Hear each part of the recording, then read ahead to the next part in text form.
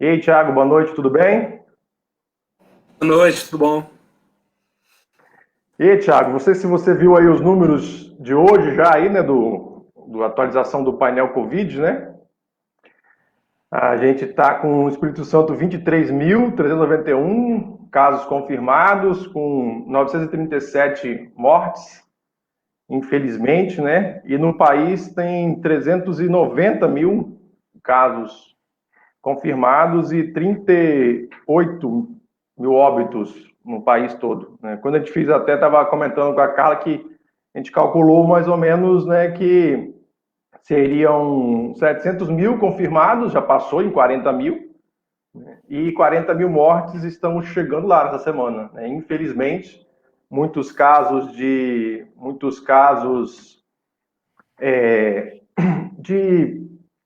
subnotificação, né, números bagunçados, assim, tá meio complicada essa história desses números, né, Thiago? Você como médico, como é que você vê isso aí? É complicado mesmo. A gente tem utilizado também um indicador que é o de excesso de mortalidade, né? Esses números que você citou, eles são importantes, mas você mesmo falou que existe um grande contingente de pessoas que a gente não sabe se teve mesmo a doença ou não, né? Por ou estarem sem sintomas ou não ter disponível o teste para elas, né? E mesmo pessoas que faleceram, vieram a óbito em casa ou mesmo em hospitais, né? Que não tiveram a possibilidade de serem testadas, não aparecem nessas estatísticas, né? Então, já há algum tempo, o Brasil, alguns pesquisadores aqui no país e no mundo todo, né, vem utilizando também um indicador que a gente chama de excesso de mortalidade, que é o que isso? A gente pega a média do número de mortes por síndrome respiratória aguda grave nos últimos anos, faz a média e compara com esses primeiros meses do ano de 2020, né? Uhum. Então, variações são esperadas, mas quando essa variação ela é muito grande, então a gente supõe, né, que a causa desse excesso seja a Covid, né? E esse indicador de excesso de mortalidade vem mostrando que esses números que você apresentou são bem inferiores ao que provavelmente é a realidade que a população está enfrentando, né? Então, a gente tem aí cidades, capitais, estados que esse número aí é bem maior, infelizmente, né? Além disso, tem pesquisador, por exemplo, que está tendo que fazer levantamento em cartórios, é, o número de sepultamentos no dia também acaba sendo um indicador importante. Então, infelizmente, o Brasil, que sempre teve, né, César, isso é importante a gente saber, o Brasil sempre teve dificuldade Uhum. na gestão das suas informações, mas isso vem melhorando gradativamente, né? Nas últimas décadas, isso veio melhorando bastante, mas ainda a gente tem muitos problemas, né? Então, lidar com uma situação grave como essa, meio que sem saber exatamente o que está acontecendo, é um desafio a mais para todos nós, né? E isso é no Brasil todo, no mundo todo, a gente tem problemas parecidos com isso, infelizmente. Né, você falou da questão das mortes, aí a questão também do. Assim, então, duas coisas diferentes, né? Que são a questão das mortes por síndrome respiratória, que pode estar relacionada diretamente com o Covid, mas as mortes em consequência do todo o aparato de saúde estar concentrado, né? Tudo está concentrado no, na pandemia, né, no combate ao Covid, aí outras mortes que também vão acabando acontecendo, né? Porque as pessoas deixam de ir, às vezes, para o hospital, tá passando mal, não vou porque eu não ser contaminado. Também tem esse também envolvido, né? A morte não é por Covid, mas em consequência da pandemia, né? Sim, é perfeito o seu comentário. Então, a gente hoje a gente tem que pensar uma pandemia como essa em ondas, tá, César? Você tem essa onda inicial, aguda, vamos assim dizer, em que o número de casos é muito grande, o sistema de saúde tem muita dificuldade de lidar com isso, né? E as pessoas passam a sofrer por outras coisas, igual você falou. Então, é o hipertenso que deixa de ter a pressão controlada como vinha antes, é um diabético que deixa de ter a glicose controlada como era antes, é alguém que está com algum sintoma, tipo um sintoma que já sugere um problema cardíaco, mas porque as emergências estão lotadas, a agenda do médico da pessoa não está funcionando, isso vai sendo protelado, e quando a gente vê, a pessoa ou chega no serviço de saúde já mais grave do que deveria, né? Ou acaba falecendo devido a isso, até mesmo em casa. Assim, já tem algumas matérias no jornal mostrando que o número de óbitos no domicílio vem aumentando no Brasil, né? Como aconteceu nos outros países, né? A Itália ficou muito marcada em relação a isso, com um número, e a Espanha também, né? Um número agressivo de mortes dentro de casa, porque não dá conta, né? Nem o serviço de remoção, as ambulâncias dão conta, e aí vem a crise funerária, e por aí vai, né? Então, essa primeira onda tem isso que você falou. E aí a gente vai ter que ficar bastante atento, César, porque a gente vai ter consequências de longo prazo também, né? Dessa pandemia. Então, imagina uma pessoa que perdeu um ente querido agora por Covid e não conseguiu velar a pessoa, o seu ente querido da forma apropriada, né? Aqui no estado ainda a gente está conseguindo, pelo que eu estou acompanhando, algum tipo de celebração está sendo possível com os familiares mais próximos da pessoa, né? Mas a gente teve, por exemplo, situações como em Manaus, em que sequer tinha a possibilidade da pessoa se despedir, né? A pessoa falecia, ia talvez uma pessoa só lá no cemitério, a pessoa já era enterrada ali. Então, imagina o trauma que fica nessas pessoas. É profundo, essa ferida é profunda e demora para cicatrizar. Né? Além disso, tem toda a dificuldade do confinamento, do isolamento social, né? Não é muito simples ficar dentro de casa, né? Mesmo quem tem melhores condições, né, de habitação e econômica, social, sente muita dificuldade disso. Imagina pessoas que vivem, e é uma boa parte da população brasileira, né, pessoas que vivem em condições precárias de urbanização, de moradia, de saneamento. Aí você tem famílias muitas vezes muito grandes que que vivem em espaços muito pequenos. Aí entra a questão da violência e entra a questão dos conflitos familiares que se exacerbam nessa fase. E aí é uma bola de neve, né? E aí você entra no campo dos problemas, dos que a gente chamaria de transtornos mentais, né? Ansiedade, depressão, tristeza, e por aí vai. Então, é uma cascata, César, de coisas assim que a gente precisa abordar bem. E um último ponto, assim, só para passar para você de volta, é que a gente ainda não sabe, César, assim, com clareza, quais são as sequelas que a Covid deixa. Porque a gente está agora, como a gente está na primeira onda, a gente pensa só na sobrevida imediata da pessoa. Mas a gente já tem algumas informações de que parte das pessoas que sobrevivem e saem do CTI, por exemplo, elas não saem como eram antes, né?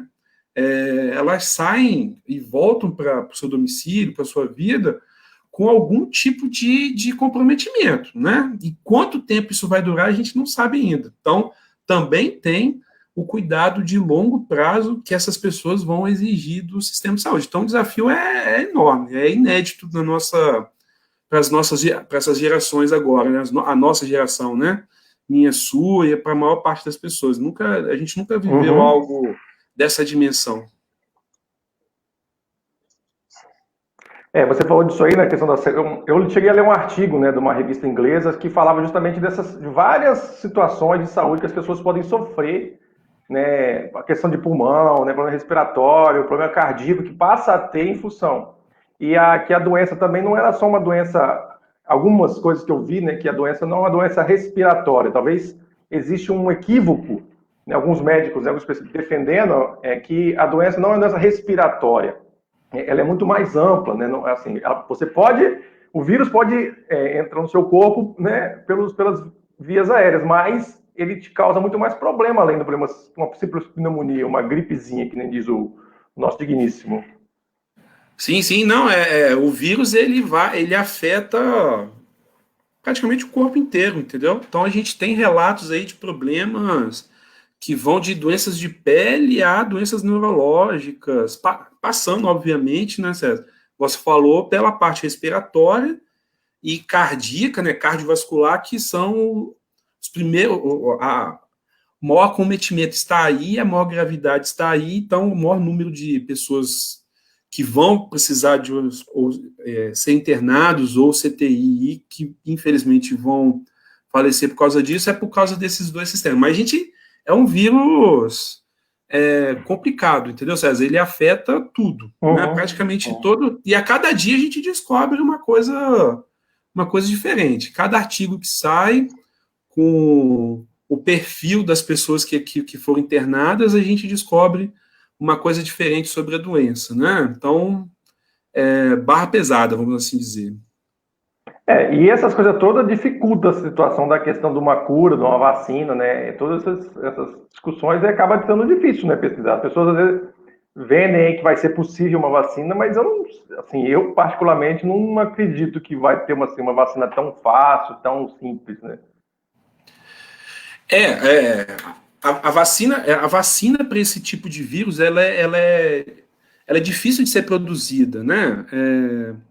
Então, a gente tem aí um quantitativo de vacinas em desenvolvimento bastante grande, cada uma com uma metodologia diferente, né? Não sei se é o caso da gente explicar alguma coisa aqui, eu acho que essa parte técnica talvez não interesse para as pessoas que estão nos assistindo, mas existe uma quantidade bem significativa de vacinas em desenvolvimento, só que isso não é rápido.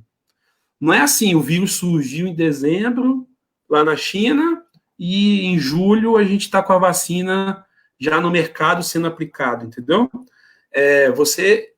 A produção de uma vacina exige etapas muito complexas.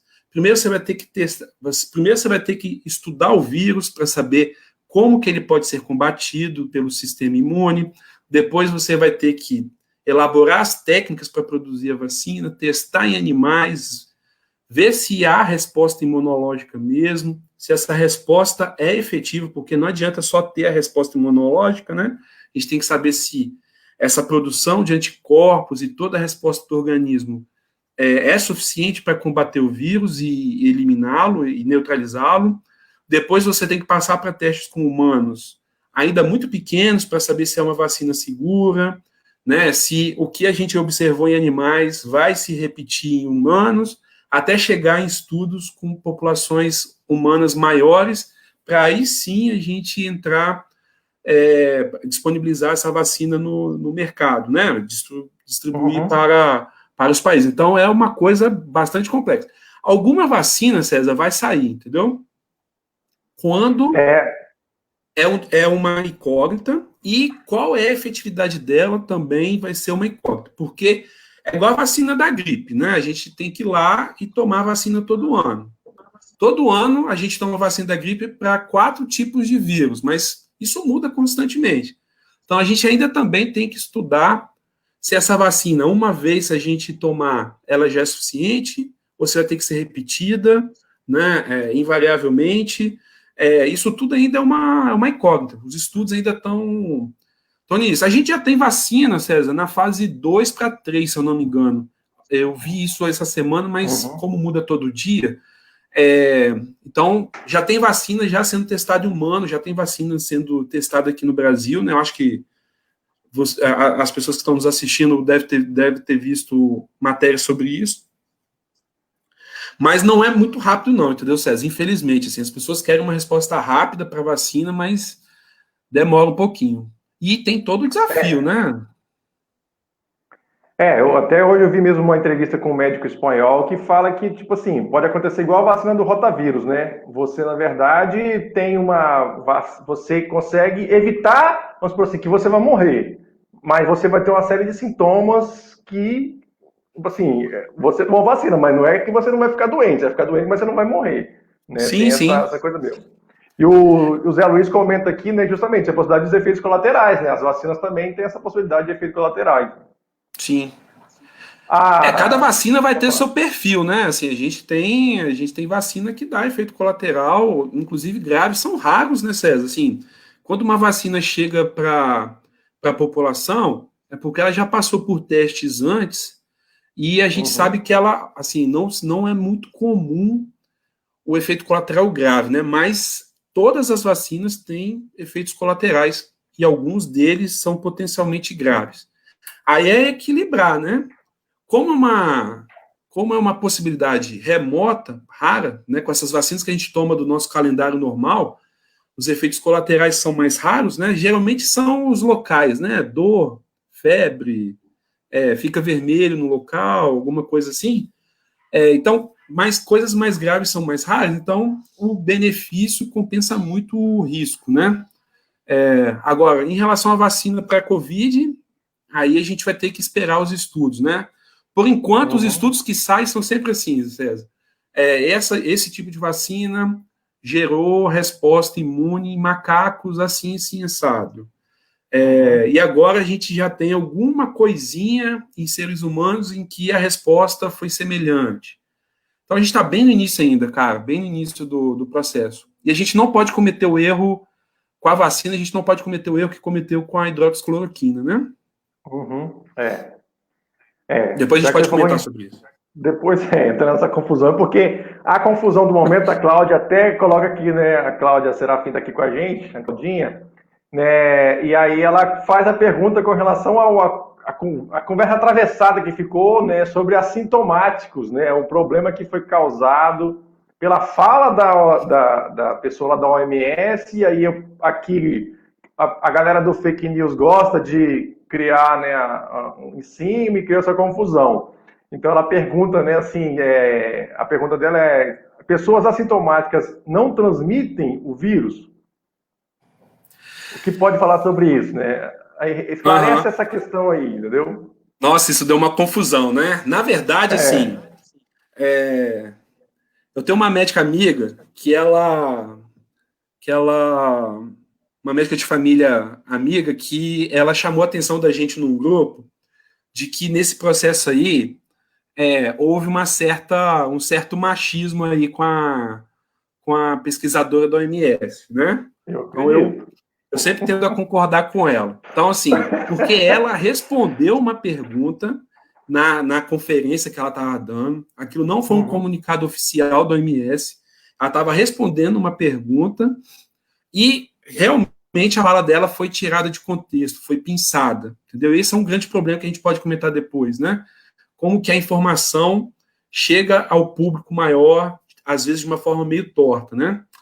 Então, assim, o que a gente sabe hoje é o seguinte: existem aquelas pessoas, né, que estão infectadas pelo vírus e que hoje não têm sintomas, certo?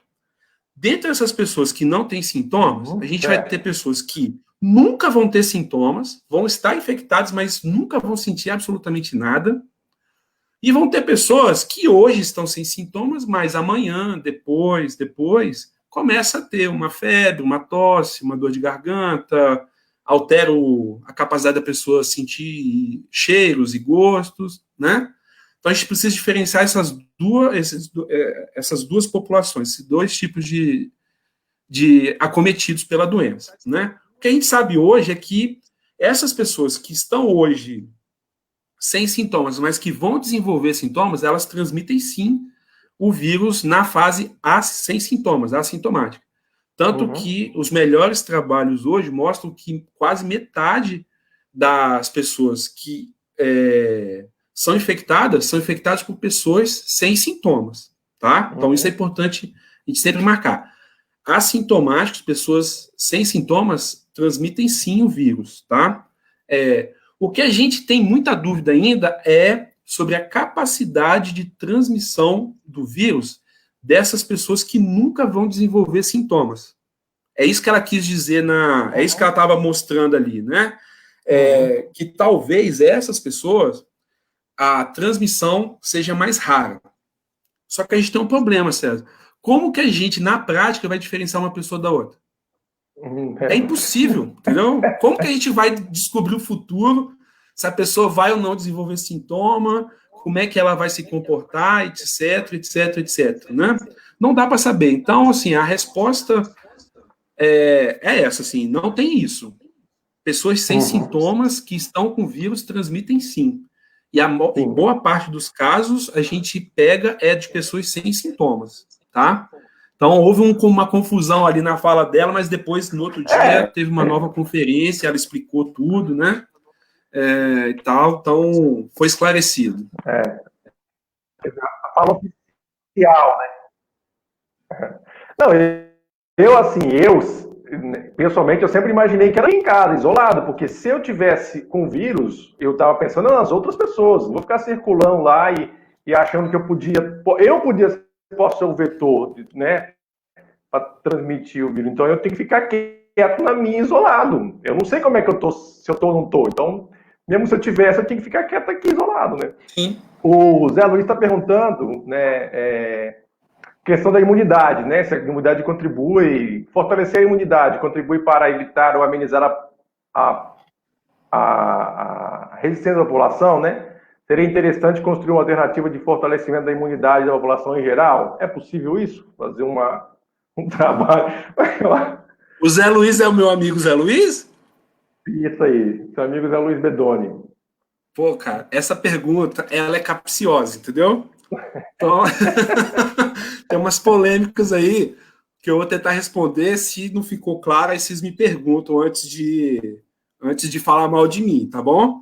Porque, assim, a gente sabe que tem muito por aí pessoas que falam, que vendem, inclusive, serviços para dar uma incrementada na sua imunidade. Sejam vitaminas, sejam um monte de coisa, cara. E, assim, teoricamente, não existe essa da gente fazer algo para fortalecer nosso sistema imune, entendeu? Com essas alternativas, assim. É muito difícil algo trabalhar nesse sentido, entendeu? Então, como é que eu posso responder ao Zé Luiz, assim? Não, porque eu sei que algumas pessoas são sensíveis quando a gente fala isso, entendeu? Porque, né? Então, eu tomo um pouco de cuidado para não afetar, ninguém se sentir atacado, alguma coisa assim. Mas onde eu quero dizer, assim, é óbvio que uma pessoa que tem uma vida saudável, César, né, em tese, ela está mais preparada para lidar com os problemas que vão surgir na nossa vida, entendeu? Uhum.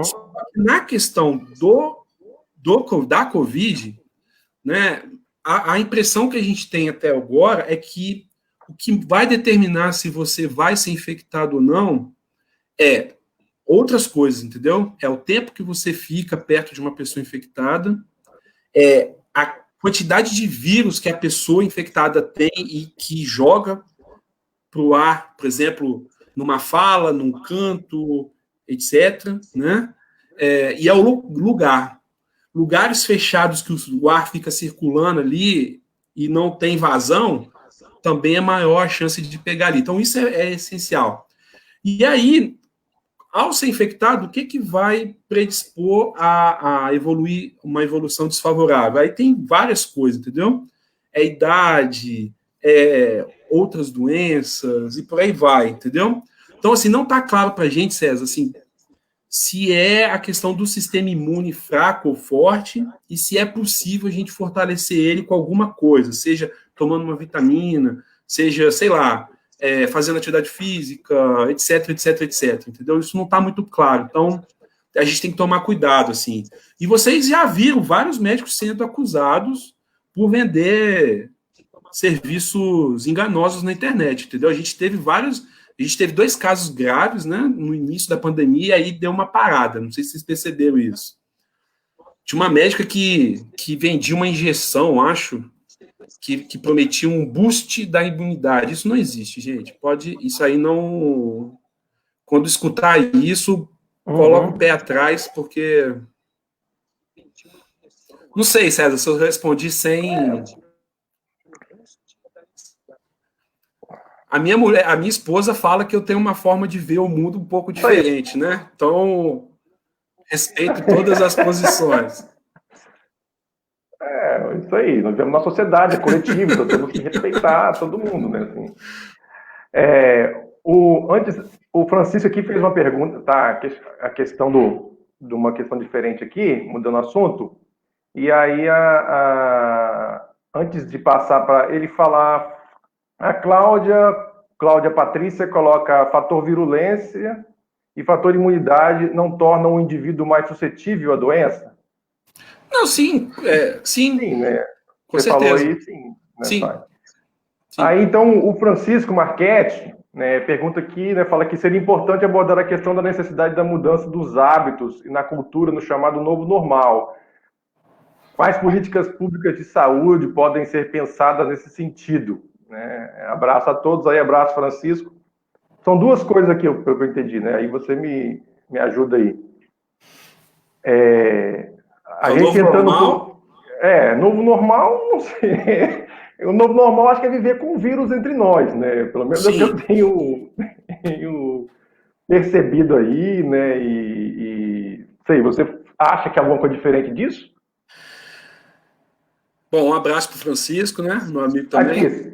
Então, só para te interromper rapidinho. Ontem eu vi uma matéria do New York Times. O New York Times publicou um manual para viver daqui para frente. Entendeu? não, sim, tem de tudo, tem de tudo. Então, assim, esse novo normal é a discussão do momento, né? Tem filósofo, tem tudo tentando enxergar o que que vai ser da gente, entendeu? Assim, no futuro. Então, já tem gente que acha que a pandemia vai alterar completamente o modelo econômico mundial. Então, não sei, não dá para prever, não é minha área, entendeu? Eu fico um pouco na dúvida se as mudanças vão ser tão radicais assim, né? Porque, igual você falou, né, César? A gente tem que saber se nós teremos uma vacina, se ela vai ser eficaz e, principalmente, se ela vai ser acessível, né? Essa é a grande disputa humanitária do nosso tempo, né? É que, se a gente descobrir a vacina daqui a pouco, que essa vacina ela não entre dentro de toda a política econômica que faz com que a distribuição de serviços de saúde seja desigual entre as pessoas, entre os países, de acordo com o nível socioeconômico, raça, etnia, etc. Essa é a disputa humanitária, né? Que a OMS consiga, junto com os países, de fato, fazer essa vacina ser acessível a todos, independente de quem seja, né? Se está na comunidade rural lá de Uganda ou se é a pessoa que mora aqui na Mata da Praia. Assim, esse é o grande desafio do nosso tempo, né? Mas então esse novo normal a gente não sabe ainda, Francisco, como é que vai ser, tá? O que a gente sabe é que a gente vem enfrentando pandemias já há algum tempo. Essa não é a primeira pandemia. Essa talvez seja, desde a gripe espanhola, a pandemia com o componente global mais importante. Mas a gente sabe que vão ter outros surtos, né? A forma como esse coronavírus surgiu, isso não vai desaparecer, né? Essa relação que a gente tem com a natureza meio torta, meio excessiva, meio sem cuidado, isso não vai desaparecer. E já tem gente falando que, por exemplo, o Brasil pode ser um dos focos, né? De surgimento de Uhum. novos vírus com esse desmatamento todo que a gente está tendo, com a destruição de tudo, né? Então o futuro é muito incerto. E aí, Francisco, sim, e César, os hábitos são fundamentais, com certeza, né? A gente vai ter que modificar muita coisa na nossa conduta se a gente tiver que viver com esse vírus por muito tempo sem ter proteção imunológica adequada. Então, é tudo isso aí que vocês estão falando: distanciamento, é, organização dos espaços de trabalho, é, mobilidade urbana, né? Etc, etc, etc. Então, eu estava vendo, César, tem um artiguinho bem interessante com umas figuras de o CDC americano ele faz alguns estudos de alguns surtos, né? Então, por exemplo, igreja, infelizmente, é um lugar assim mais do que propício para transmitir o vírus. Por quê? Fechado, mal ventilado, com as pessoas cantando, né? Então é um prato cheio, assim. Boate, por exemplo, casa noturna, né? Todo mundo pulando, gritando, cantando, num lugar fechado, é batata, entendeu? Então, a gente vai ter que pensar tudo isso, assim, provavelmente, mais do que os nossos hábitos rotineiros, provavelmente a forma, alguns serviços disponibilizados para a população, a organização dos processos de trabalho, essas coisas assim, vão ter que se ajustar bastante. O problema é que nós vivemos no Brasil, entendeu? Então, o Brasil vai optar por mudar para melhorar a qualidade de vida da sua população, ou vai ser cada um por si, entendeu? É assim mesmo, o vírus está aí, e se pegar, pegou, morrer, morreu, e vamos em frente, entendeu? Porque não pode parar. Esse é o nosso grande dilema. É um problema, né, grande. A pessoa está mandando pergunta aqui, né, assim, da gente ver aqui, a Cláudia pergunta, né, se a sua opinião, você acha que vai ter... A gente estava conversando antes aqui, né, sobre a entrevista do Casagrande, antes de iniciar aqui a nossa transmissão, e a Claudinha pergunta aqui sobre o lockdown, né, sobre as medidas aí de fechamento total, né, meio que o Casagrande deu a coletiva hoje, o governador meio que já apontando, assim, o que vai ser feito quando for decretada essa situação, né? Você acha que pessoalmente estaria na hora disso? Então, César, assim, eu não tenho acompanhado assim com detalhe os modelos estatísticos que a Secretaria Estadual de Saúde tem utilizado, porque são outros professores da UFES que acompanham isso. Mas, assim, eu converso bastante com eles, são da mesma pós-graduação que eu atuo, e, assim, a notícia é que a gente já deveria ter feito medidas de isolamento mais radicais já há algum tempo, entendeu? A nossa curva ela é crescente de uma forma preocupante. Assim, os números do Espírito Santo não são triviais, são preocupantes, sim, tá?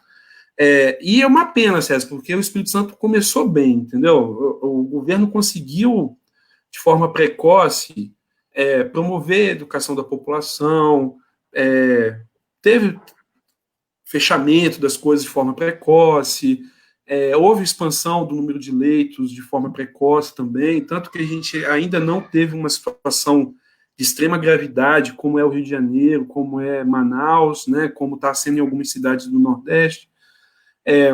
Mas, assim, o tempo vai passando, as pessoas começam a ficar angustiadas, o comércio começa a ficar angustiado, porque as contas começam a chegar, né, não param de chegar, na verdade, e aí houve uma fragilização que não poderia ter ocorrido. Né? Esse foi o grande erro, assim, talvez, né, do que aconteceu, a ponto de as pessoas, é comum, assim, todo mundo nas redes sociais hoje, pô, mas o coronavírus já passou porque tá normal, aqui na Praça dos Namorados tá todo mundo, tá lotado de gente fazendo exercício, aqui em Campo Grande tá lotado, um monte de gente sem máscara e tal, então esse relaxamento fez com que um processo até razoável para as possibilidades de um governador meio que fosse jogado, não vou dizer que fosse jogado no lixo, porque não é isso, né? Não é essa expressão que eu quero usar, mas a gente voltasse a ter uma situação precária. Então, César, assim, se eu fosse falar para você, é que não vai ter jeito, vai chegar, entendeu? Não vai, a gente não vai conseguir conter antes do surgimento de uma medicação, de uma vacina, sem fechar de forma mais radical, infelizmente. E aí que está o problema, entendeu? Porque você não faz o processo de uma vez para que a curva praticamente zere, como foi o caso chinês, como foi o caso do Vietnã, como foi o caso de Kerala, na Índia, da Nova Zelândia e vários outros lugares. Você fica, vai e volta, fica naquela coisa meio termo, e a coisa não passa, não vai, entendeu? A gente vai ter que ficar indo e voltando, e aí a questão econômica vai sendo afetada cada vez mais. Infelizmente, né?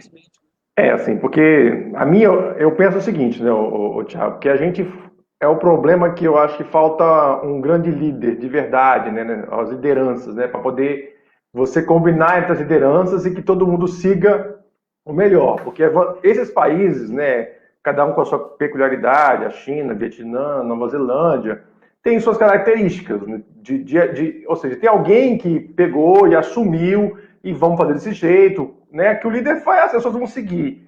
E aí levou ao isolamento total justificado, explicado, né, sendo de forma transparente, explicando o que está acontecendo, e as pessoas, então, acreditam. Na Alemanha, Merkel, né, que também, né, o jeito deles lá também fez isso, né, liderou, as pessoas aderiram, convenceu e pronto, ok, você passou aquela fase aguda e agora você vai, então, devagar, vai liberando, sendo que aquilo que a gente, né, está falando, o vírus vai permanecer entre a gente, então, por enquanto, não tem jeito. A gente vai aprender a conviver, mudança de hábito, tudo que, né, que você já falou aí, mas a gente vai ter que aprender a conviver com ele. Mas o mais grave, esses países já vão passando, né, vai segurando. Passou aquela onda mais grave, você tem pequenas ondas que você vai controlando, mas você precisa de alguém que faça tudo isso. E, né, você falou, aqui o Casagrande, o governo do estado, conseguiu no início dar essa liderança. Só que a sabotagem, né, foi meio que sabotado, né, do governo federal para a ação, né, dos estados. Foi tudo meio sabotado. No início, os estados queriam fazer isso, né? Os governadores topavam que tivesse alguém que encampasse, mas aí o governo federal sabotou e não faz nada, então acaba atrapalhando essa ação. E tem um desafio no país, cara, que é o Brasil, que é parecido com o que Estados Unidos, Rússia, Índia estão passando, e o México estão passando, assim, que como são países muito grandes em termos territoriais e muito desiguais, você vai acometendo populações distintas a cada momento, né? E isso vai prolongando a pandemia. Então, começou nas populações de classe média. Aí agora a gente está nas grandes periferias, né? A população indígena foi acometida de uma forma avassaladora, assim. A gente tem pouca informação sobre isso, mas pelo que eu acompanho, principalmente no Twitter, está sendo devastador o coronavírus nas populações indígenas, principalmente da região amazônica. Então, é uma coisa que vai se prolongando, e as pessoas vão se cansando, né? Vai ficando cansativo esse processo todo, assim, e as pessoas querem voltar ao normal, e aí volta sem o cuidado devido e a coisa não tem fim.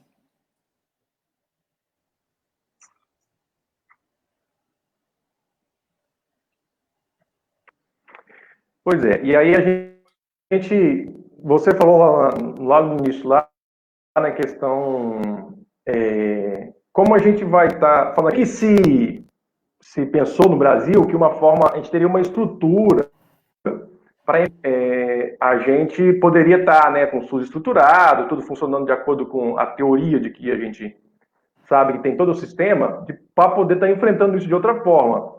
Eu vi ontem, eu não lembro quem, falando a questão da vigilância epidemiológica, que poderia estar monitorando as pessoas, estar acompanhando, né, os casos, porque uma das ações que foram feitas nos países foi justamente pegar os casos, identificou, testou, deu positivo, acompanhar o isolamento e evitar que essas pessoas espalhassem, né, e monitorar o entorno dela.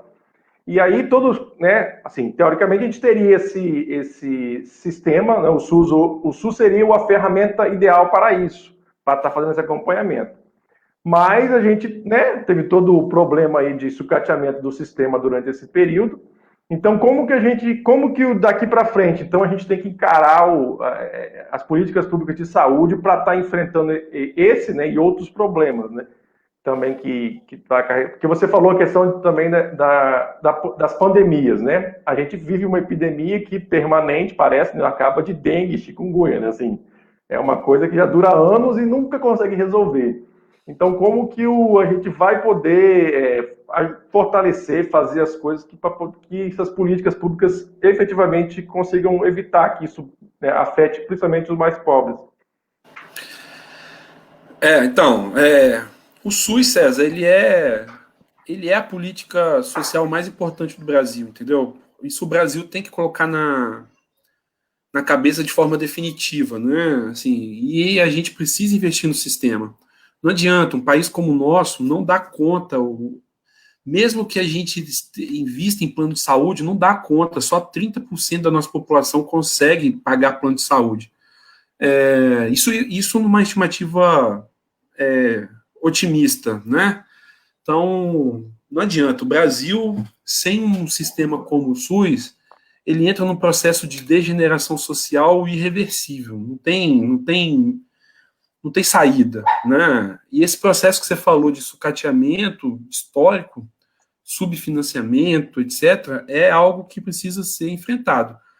O problema é o seguinte, César, a pandemia, o Brasil vive uma crise sanitária, mas não é só isso, né? A gente vive uma crise econômica também, possivelmente sem precedentes, né? Eu estava vendo uns dados aqui agora, mais cedo, de um relatório, parece que saiu do Banco Mundial, né? Uma professora da UFRJ estava comentando isso, em que a estimativa média de redução de PIB da América Latina é de 7% para o próximo ano, para esse ano e para o próximo. Para a América do Norte também, para a Europa também. Só os asiáticos parece que vão conseguir sobreviver mais ou menos a esse processo todo com um PIB ali meio zerado. Então, a gente está numa fase que precisa de políticas sociais fortes, não só do SUS, mas de inclusão social, né? Tudo isso. Transferência de renda, proteção social de uma maneira geral, assistência social, etc. Todas as políticas sociais, né? Educação e por aí vai, num momento em que não só o Brasil, mas provavelmente o mundo vai entrar num processo recessivo, assim, só comparável à Segunda Guerra Mundial, né? Então, isso vai exigir das forças sociais progressistas muita estratégia, muita inteligência e muita resistência para que o SUS não se sucateie mais ainda, entendeu? Então, é um futuro um pouco complicado que a gente tem à frente. Agora, você está corretíssimo. Se a gente tivesse um país sem um sistema único como o nosso, as consequências seriam ainda piores, entendeu, César? Sem dúvida nenhuma, assim. O SUS, ele tem um poder de contenção de crises sociais impressionante, assim, mesmo com poucos recursos. E você falou, a gente vem passando por epidemias subsequentes. A cada 2 anos, o Estado, por exemplo, estoura o número de casos de dengue, né? Isso é a nossa rotina. Já vivi várias situações em que unidades de saúde, que tem o auditório lá para fazer atividade de educação com a população, o auditório se transformar em... Você coloca lá a cadeira do papai, os suportes de soro, e as pessoas ficam lá em observação dentro da unidade de saúde, porque não dá conta. Então, o brasileiro consegue lidar bem com essa situação. Igual você falou, a gente tem unidade de saúde que eu acompanho que o Covid não é o principal problema. A chikungunya que né? E a gente quase não escuta, né? Então, sem SUS não tem jeito, cara. Impossível lidar com uma situação como essa. Tinha um caso aqui da pessoa que estava com Covid, né? Assim, no final das contas, o diagnóstico foi Covid, mas já tinha suspeita de ter sido dengue e chikungunya, até chegar no Covid, por causa dos sintomas, não sabia. E, tipo assim, como o maior número de casos era justamente de dengue e chikungunya, então vai o primeiro, né? A primeira opção. Vamos tratar disso, se não der certo, porque não dá tempo, né? Também tem isso, né? Sim, a pessoa tá passando mal, né? E aí? Faz o quê? Sim.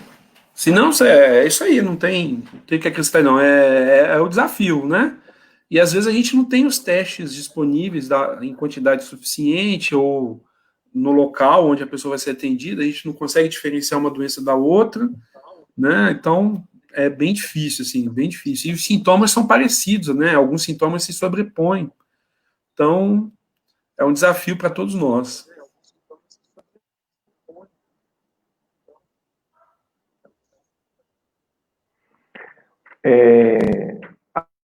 Você, né, que é a sua área de atuação, você é um defensor disso, né, e militante, né, dessa política, né? Isso daqui para frente é uma solução, inclusive para poder ajudar a combater a pandemia, você acha? Eu não escutei o início da pergunta, César, falhou para mim. O programa Saúde da Família é uma saída, assim, ele está aí há muitos anos, né, e muito pouco valorizado, mas ele seria uma saída hoje para ajudar justamente a enfrentar a pandemia, de estar resolvendo esse problema? Sim, Mas vou desenvolver. É... Não, então, é interessante isso, cara. Assim, até países da Europa e dos Estados Unidos estão refletindo sobre limitações da sua rede de atenção básica, entendeu? Recuperando princípios que estão presentes na saúde da família, né? Que é essa presença dentro da comunidade, essa presença de profissionais, agentes comunitários de saúde, junto com a população, esse vínculo com aquele território, né? O trabalho em equipe multiprofissional, que faz com que diferentes necessidades das pessoas sejam atendidas, né? Em outros países, é muito comum a atenção básica ser feita com consultórios médicos isolados, né? Você tem clínicas médicas ou consultórios médicos que fazem o papel que aqui a saúde da família faz. E o que a gente sabe, César, assim, é que esse modelo de saúde da família é o melhor para enfrentar situações como essa. Não tem, a atenção básica não tem outro melhor que esse, justamente por isso que eu estava te falando, né? Porque você consegue, se você equipa a unidade de saúde adequadamente, você consegue diagnosticar e monitorar a pessoa no mesmo serviço, com a mesma equipe, entendeu? Você consegue estar próximo daquela pessoa com a mesma equipe. E aí você consegue identificar se aquela pessoa está gravando ou não com os mesmos profissionais, né? E consegue estabelecer um processo educativo dentro da comunidade, juntando as lideranças, os equipamentos da comunidade, a associação de moradores, as igrejas, as escolas, etc., de uma forma integrada. Nenhum outro modelo consegue fazer isso, entendeu? Assim, de uma forma que você consegue atrelar tanto o cuidado clínico, o atendimento ali, médico, da enfermagem, etc., com essa perspectiva mais coletiva da saúde pública, de educar a população, identificar o caso, monitorar o caso. Então, não tem outro caminho. A saúde da família no Brasil é essencial. Eu, particularmente, sim, eu tenho algumas críticas ao modelo de saúde da família, mas as minhas propostas são sempre para melhorar ele, não para retroceder nele, entendeu? Eu acho que há coisas que a saúde da família pode melhorar. Sempre há possibilidade de melhoria, né? Sim. Por exemplo, é possível incorporar mais tecnologia na saúde da família, né? É possível tornar as equipes de saúde mais funcionais, mas esse é um papo mais técnico, né?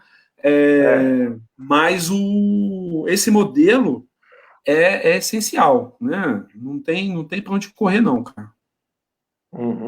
Assim, você fala de tecnologia, né? Aí eu só tenho que fazer uma live só para a gente conversar sobre desenvolvimento econômico, ciência e tecnologia relacionada à saúde, né? Porque assim, é um mundo de são as coisas que o Brasil não olha, né? Assim, era uma possibilidade hoje de você até diminuir o impacto da pandemia na economia, você conseguindo investir justamente naquilo que está faltando, que são respiradores, produção de máscara, medicamento, laboratório, genérico.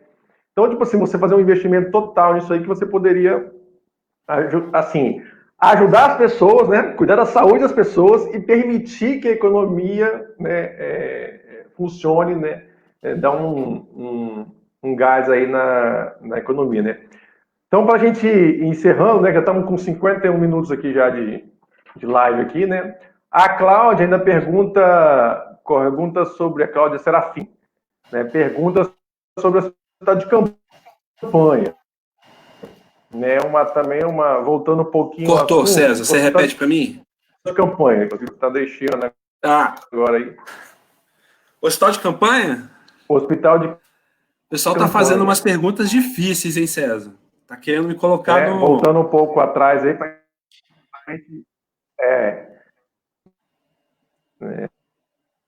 Tá. Tá falhando um pouquinho, mas acho que você está me escutando bem, né? É complicado. Ficou lento aqui, deu uma falhada. Falhou para mim também. Vocês estão me ouvindo bem agora, né? Eu tô, sim. Então, o hospital de campanha é um problema, tá? O governo do estado optou por não aderir a essa proposta do hospital de campanha de início, né? E aí, às vezes, a gente fica pensando em hospital de campanha como uma solução mágica, né? Mas a gente tem que tomar cuidado e analisar bem a situação, porque o hospital de campanha, ele tem ele tem uma função bem definida, ele pode ajudar, mas ele também tem que lembrar que ele precisa de profissionais intensivos ali, né? Presença de profissionais, precisa de investimento, precisa de equipamento, precisa ser abastecido com rotina, né? Rotineiramente. Então, se não for bem planejado, ele pode ele pode não se integrar bem com o restante da rede, né? Então a gente teve, por exemplo, problema com o hospital de campanha no Rio de Janeiro, né? Assim, foram várias as matérias que foram veiculadas de hospital de campanha mal equipado, que você teve que tirar respirador do hospital de campanha para levar para o hospital, etc, etc, etc, né? E aqui no estado, César, eu não tenho essa informação, tá? Eu vou falar uma coisa aqui, mas eu não tenho essa informação, não tenho esse dado, acho que ninguém tem. Uhum. Mas aqui no estado, eu já converso com muita gente, assim, e a gente sabe que chega uma hora, cara, que também começa a faltar profissional. Os profissionais se afastam, eles adoecem também, né? Não só pelo Covid, mas eles adoecem mentalmente, fisicamente também, eles se afastam. E a gente sabe que já há alguns lugares com dificuldade de montar a equipe, né? Então, não adianta a gente ficar abrindo um monte de coisa, porque vai ter que ter gente trabalhando lá. Então, quando você abre uma UTI, você tem que lembrar que você vai ter que ter equipes ali 24 horas por dia, 7 dias da semana, entendeu? Então, o cálculo para você saber se cabe ou não um hospital de campanha, ele é muito complexo, né? E aí, assim, eu confesso que eu não estou acompanhando essa discussão no mínimo detalhe. Então, eu estou confiando que o secretário Nesa, ele tem essas contas, né? E as pessoas que eu estou conversando da parte da epidemiologia aqui da UFES, elas não colocam o hospital de campanha como uma prioridade agora para o Estado. A prioridade para o Estado é o isolamento, tá? Mas tem essas propostas o tempo inteiro, que encarecica mesmo, né? Várias pessoas já vieram me perguntar, é para criar um hospital de campanha ali no Rio Branco? É para criar lá no centro de convenções? E por aí vai, né? Então, a minha resposta não é muito concreta, entendeu, Claudinha? Mas, assim, o hospital de campanha, ele pode funcionar bem, mas o ideal é que a rede oficial do sistema esteja equipada e comporte.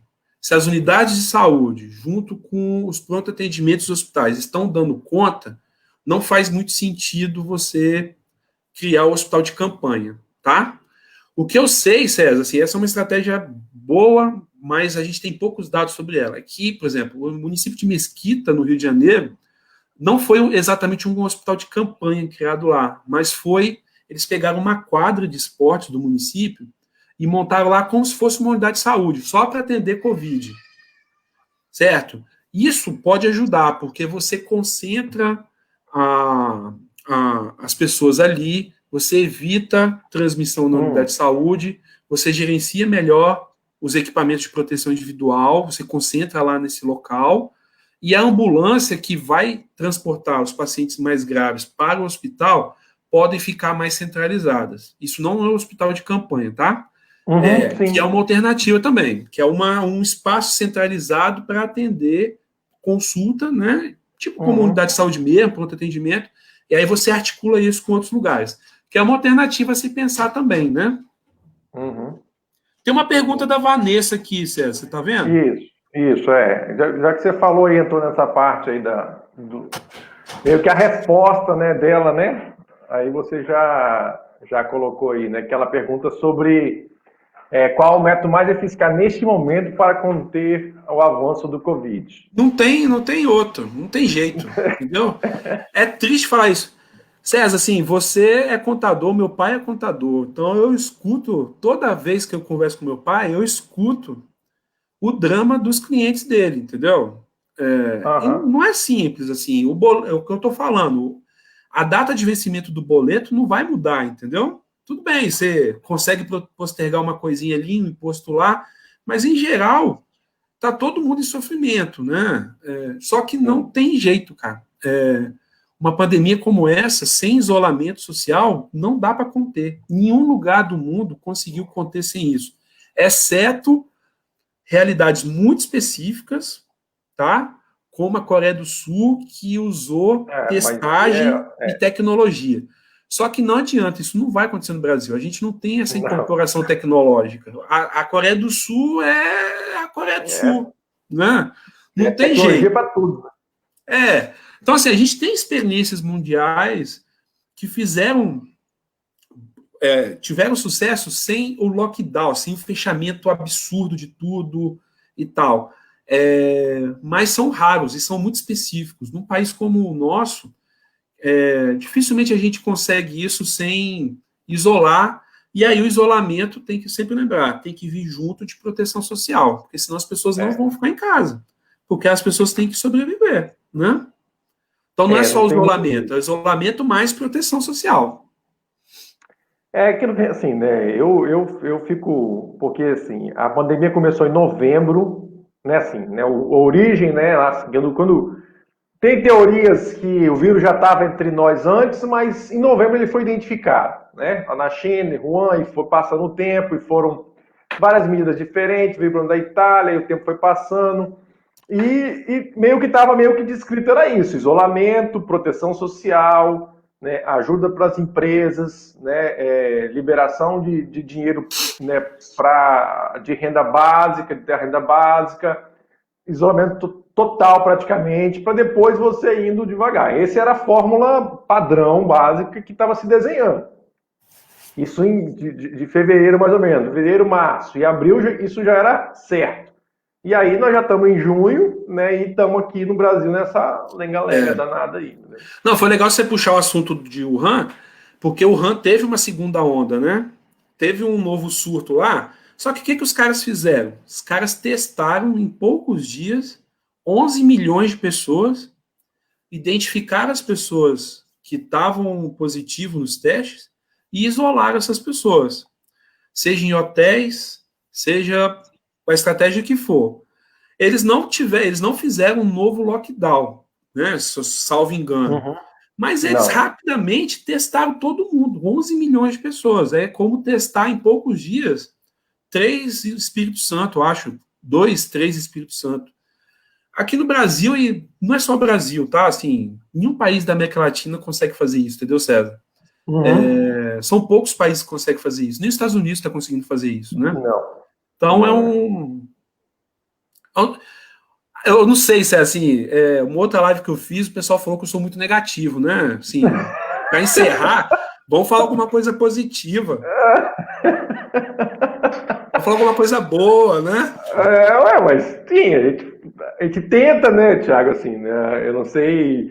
Coisa boa no momento é a gente se cuidar, né? Assim, sim. Ficar no isolamento, se cuidar, quem pode fica em casa, né? Porque, assim, infelizmente, eu não consigo. O problema é que a gente tem, como eu falei anteriormente, né? A gente é sabotado diariamente, né? Do governo central, vamos lá, né? Do Bolsonaro, sabota todo dia, não está preocupado. Então, esse é o nosso problema, né? A falta de liderança, de gente que vai fazer a coisa funcionar. E não é só a nível nacional, a nível municipal também. Eu vejo muito prefeito aí se escondendo atrás do Casagrande, entendeu? Assim, Casagrande se expôs, colocou como papel dele de governador, mas tem prefeito também que podia estar assumindo sua própria responsabilidade, fazer ações, como você citou aí o caso de Mesquita, né? A prefeitura foi lá e organizou um espaço.